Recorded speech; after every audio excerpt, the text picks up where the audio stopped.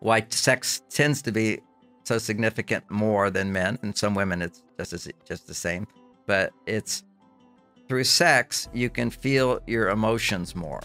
You know, particularly men have more muscle mass. They're born with 25% more DNA for muscles. And muscles sort of are testosterone makers, which is the opposite of estrogen makers. Softness. Women have 25% more DNA for fat cells. Some have more, some have less, but way more than men, generally speaking.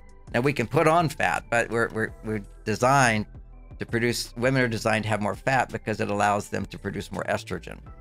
And often women who aren't having a lifestyle that promotes estrogen will put on a lot of weight. That's one of the reasons women gain weight, is that if they're not making enough estrogen, your body says, okay, we need more fat cells to make estrogen.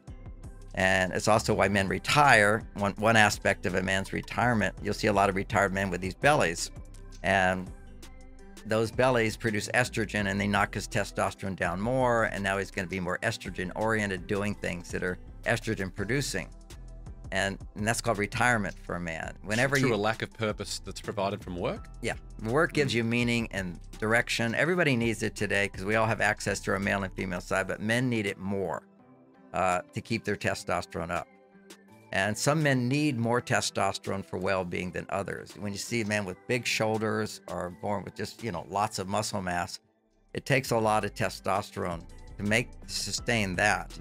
And so that means they need a job that makes them feel more like a hero. So more of our heroes are going to be big muscular guys, and guys in jail. I've taught at San Quentin, prisoners, a lot of them, not all, but a lot of them are very, very muscular guys.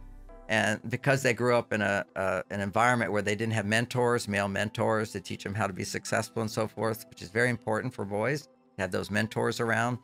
They didn't have fathers, they didn't have functional relationships growing up, and they don't have jobs that make them feel like successful.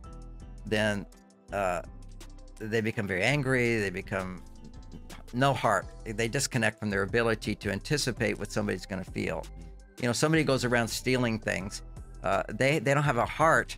They can go, well, how's that person going to feel if you take that away from them?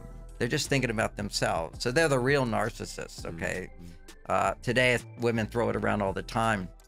All the men I meet are narcissists. No, all the men you meet are men, and you train them to think about themselves more than you.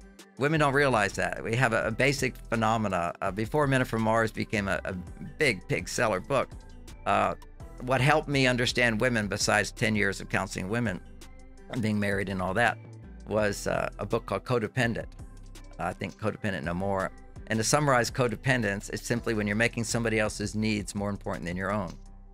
And that tends to be what women do. And when you make a man's needs more important than yours, you're training him to make his needs more important than yours, which is a simple definition of narcissism.